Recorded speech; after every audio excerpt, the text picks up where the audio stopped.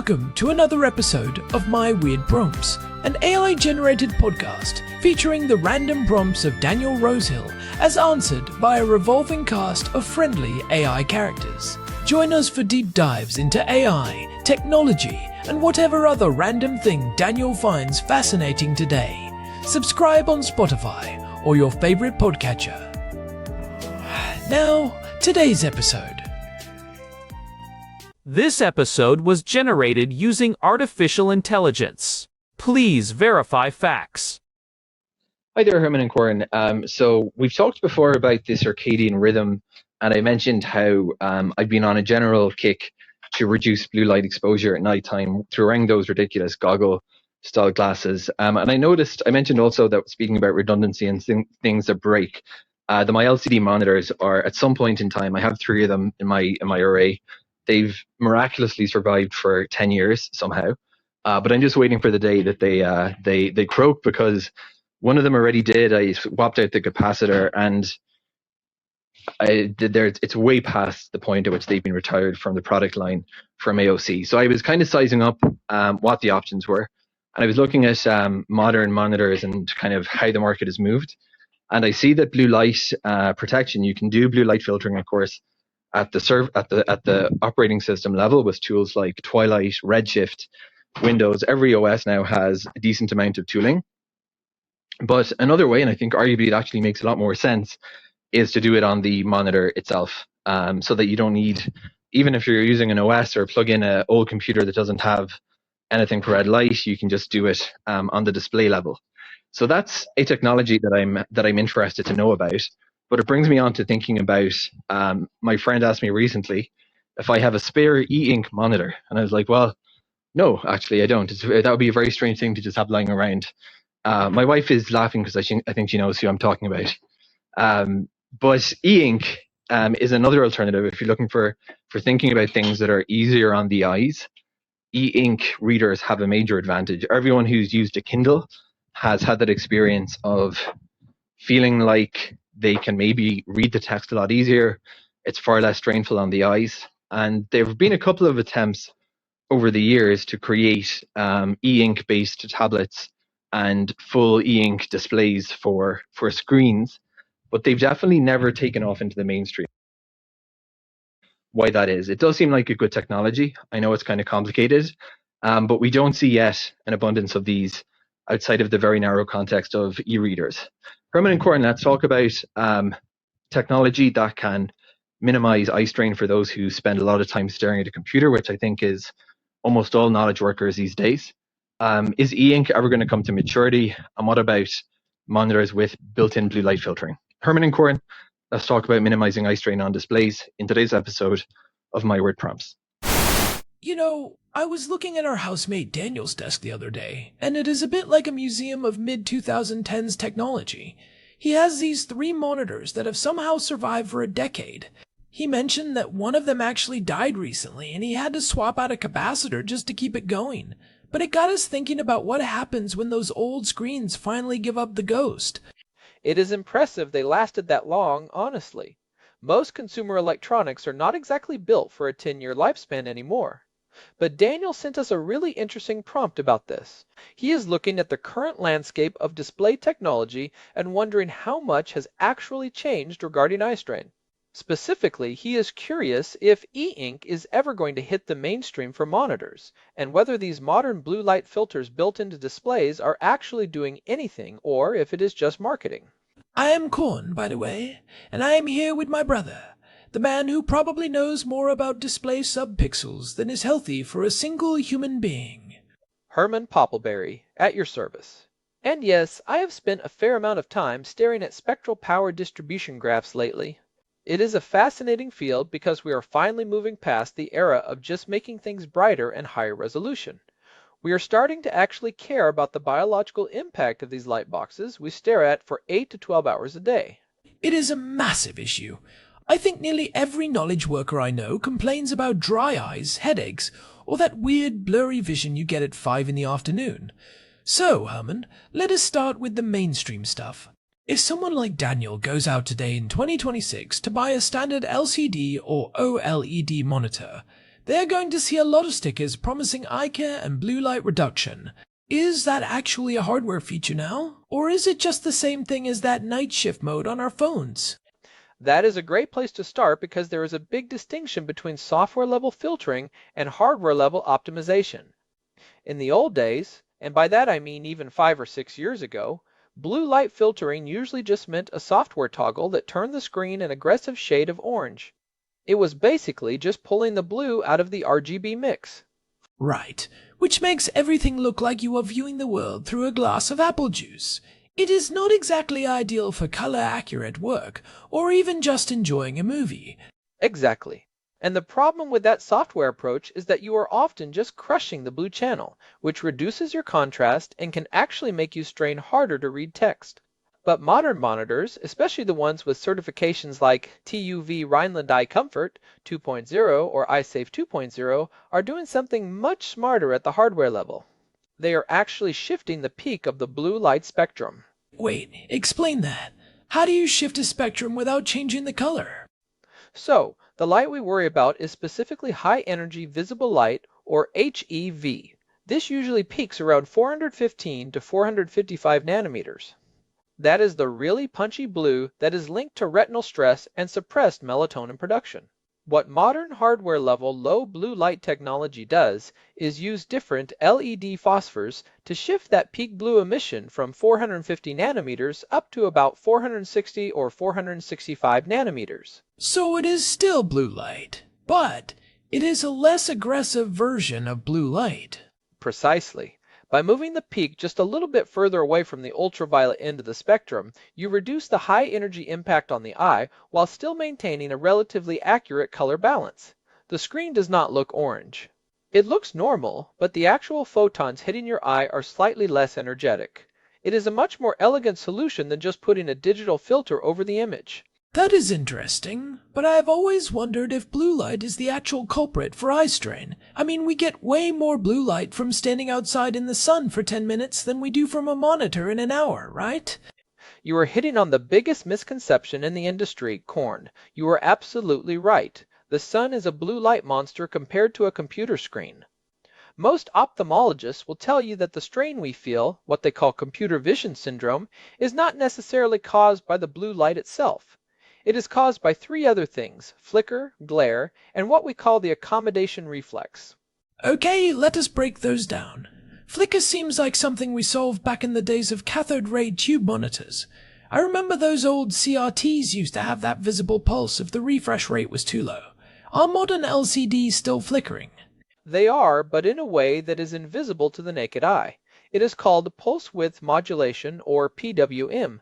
Most monitors control their brightness by turning the backlight on and off very rapidly. If you want 50% brightness, the backlight is off half the time. Your brain averages it out so it looks dim, but your pupils are actually reacting to that rapid-fire pulsing.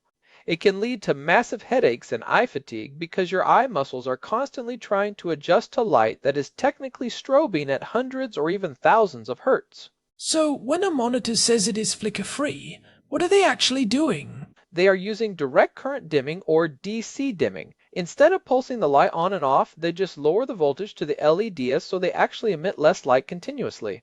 It is much harder to engineer at low brightness levels because LEDs can get finicky with color accuracy when the voltage drops, but it is significantly better for your eyes. If Daniel is looking for a new monitor, flicker-free or DC dimming is actually way more important than blue light filtering. That is a huge tip. I feel like the marketing always leans into the blue light thing because it sounds more scientific. But the flicker is what actually makes your brain feel like it is melting after 4 hours of spreadsheets. Now, what about the glare and the accommodation reflex you mentioned? Glare is simple but overlooked. Most modern laptops have those beautiful glossy glass screens. They look great in a dark room, but in an office with overhead lights, your eye is constantly trying to focus on 2 things at once: the text on the screen and the reflection of the light bulb behind you. That constant refocusing is exhausting. This is why professional monitors still use matte coatings. And the accommodation reflex? That is just the physical act of your eye muscles tensing to focus on something close. Human eyes were designed to look at the horizon, looking for predators or food. We are not evolved to hold a fixed focus at 20 inches for 8 hours. This is why the 20-20-20 rule is so famous. Every 20 minutes, look at something 20 feet away for 20 seconds. It literally lets the muscles in your eye relax. It sounds like we are trying to fix a biological problem with hardware, which leads us to Daniel's other question. If the problem is that we are looking at a light box that is strobing and emitting high-energy light, why aren't we all using e-ink? I love my e-reader. I can read on that thing for hours, and it feels like paper. Why can't I have a 32-inch e-ink monitor on my desk? Oh, the dream of the e-ink monitor. It is the holy grail for a lot of people. To understand why it is not mainstream, we have to look at how the technology actually works. Standard monitors are transmissive. There is a light in the back shining through a liquid crystal layer directly into your face. E-ink is reflective. It is electrophoretic. Electrophoretic. That is a mouthful. It just means it uses electricity to move physical particles. Imagine millions of tiny microcapsules. Inside each one you have positively charged white particles and negatively charged black particles floating in a clear fluid. When you apply a charge, the black ones move to the top and the white ones move to the bottom, or vice versa. So it is essentially like a physical painting that you are rearranging with magnets. Exactly. And because it is physical particles, once they are in place, they stay there. You do not need any power to maintain an image. And more importantly, you do not need a backlight. You are looking at reflected ambient light just like a piece of paper. This completely eliminates the flicker problem and the light shining in your eyes problem.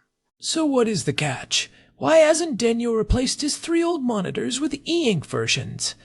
There are 3 massive hurdles: refresh rate, ghosting, and color. Let us talk about refresh rate first.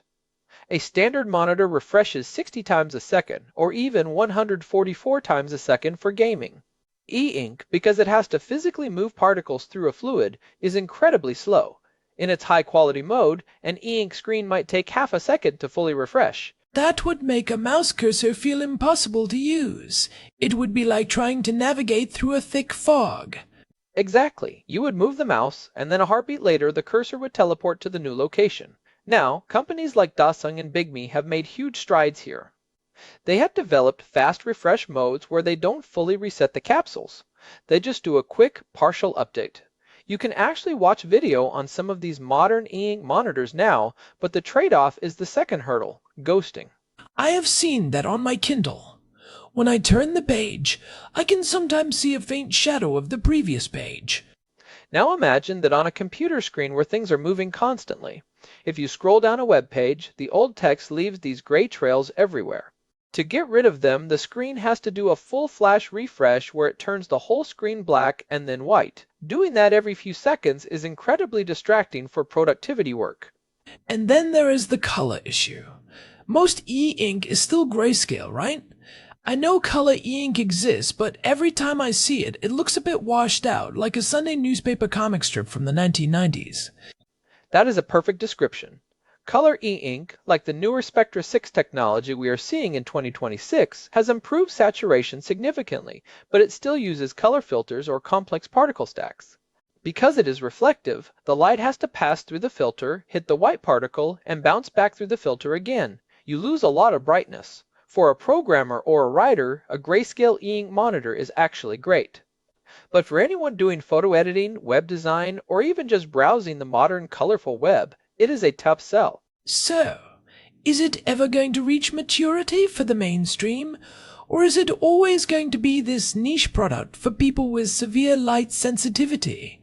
I think we are seeing a fork in the road. E-ink is getting better. We are seeing faster waveforms and better color, but the physics of moving particles through fluid will always be slower than moving electrons through a crystal. However, there is a middle ground that I think is more likely to go mainstream. Reflective LCD or RLCD. Wait, I haven't heard much about that. Is that what it sounds like? An LCD that does not have a backlight? Yes, imagine a standard LCD, but instead of a light in the back, there is a mirror-like substrate. It uses the ambient light in your room to illuminate the pixels. It has the speed of a normal monitor, so no ghosting and 60 Hz refresh rates. But it has the eye comfort benefits of e-ink because it is not shining light at you. Companies like Handspree have been pushing this tech lately with their eco-friendly paper displays. That sounds like the best of both worlds. Why don't I have one of those? Because they are incredibly difficult to use in low light. If your room is not perfectly lit, the screen looks very dim, and because there is a mirror in the back, the viewing angles are often terrible. But for an office environment with good lighting, RLCD could be a massive game changer. We are starting to see some tablets and smaller monitors using this, and I think that is where the mainstream eye care market might actually head. It is funny how we have spent 40 years trying to make screens brighter and more vibrant, and now we are realizing that the ultimate goal might be to make them look like a piece of paper that does nothing. It is the cycle of technology. We optimize for one thing until we realize we have broken something else. We optimize for clarity and color, and we accidentally broke our circadian rhythms and eye health. Now we are backtracking to find a balance. So let us get practical for Daniel and our listeners. If you were sitting there in 2026 staring at a monitor from 2016 and your eyes are burning, what is the hierarchy of upgrades? First, check your lighting. This is the $0 fix. Most people have their monitors too bright for their room. Your monitor should match the brightness of a white piece of paper sitting on your desk. If the screen looks like a glowing lamp, it is too bright. That is a great tip. I definitely fall into the trap of cranking the brightness when the sun comes through the window and then forgetting to turn it down when the clouds come over. Second, if you are buying a new monitor, look for that TUV Rhineland Eye Comfort certification. It is not just a sticker. It means the monitor has been tested for blue light shift, flicker-free performance, and low reflection. Most of the big players like BenQ, Dell, and Asus have specific lines dedicated to this now. And what about the blue light glasses? Are those still a thing? Or should we just stick to the monitor features? The consensus from the American Academy of Ophthalmology is that they are mostly unnecessary if you follow good habits. Most of the strain people feel is from dry eyes because we stop blinking when we look at screens. We blink about 66% less often when we are focused on a digital display. Glasses don't fix that. Blinking and the 20-20-20 rule do. That is such a high percentage. We literally just forget to blink because we are so absorbed in the content. It is wild. Your eye's tear film evaporates, and that is where that burning sensation comes from. So before you spend $1,000 on a specialized e-ink monitor, try a $20 bottle of preservative-free artificial tears and a sticky note on your monitor that says, blink. I love that. It is the classic Herman approach. High-tech analysis followed by low-tech advice. But let us go back to the e-ink thing for a second. If Daniel really wanted to try an e-ink monitor, what is the state of the market right now? I know companies like Dassault have been the leaders there for a while. Dassault is still the king of the niche. They have their Paperlike series, which is a 25-inch e-ink monitor. It is fascinating because they have a dedicated FPGA chip inside just to handle the refresh waveforms. It is essentially a custom processor that predicts how the ink particles should move to minimize ghosting. It is the closest thing to a real monitor experience you can get on e-ink. And the price tag? I am assuming it is not cheap. You are looking at anywhere from $800 to $1,500 for a monitor that is monochrome and has a lower resolution than a standard $400 Dell. That is why it hasn't gone mainstream. You have to really value eye comfort or have a medical necessity to justify that cost. It feels like e-ink is in that weird spot where it is waiting for a massive manufacturing breakthrough. If someone could figure out how to print e-ink onto a substrate as cheaply as we make LCD panels, it would be everywhere. Imagine every bus stop, every menu board, every secondary display being e-ink. We are seeing it in electronic shelf labels in grocery stores. That has actually driven the cost of small e-ink displays down significantly. But the large format, high-speed displays are still a boutique product. I will say, though, keep an eye on a company called E-Ink Holdings. They have been demonstrating their Gallery 3 technology and the newer Spectra 6, which is a full-color e-ink that does not use a color filter. It uses 4 or even 6 different colored particles in every pixel. That sounds way more complex. It is. It takes longer to refresh because you are moving more types of particles, but the color is much more vibrant. It looks like actual print. If they can get the refresh rate of Gallery 3 down to even 1 or 2 seconds, it becomes a very viable option for a secondary monitor where you keep your email or your Slack window. I can see that. I would love a small e-ink screen just for my calendar and to-do list. Something that is always on, doesn't emit light, and just sits there like a piece of paper on a stand.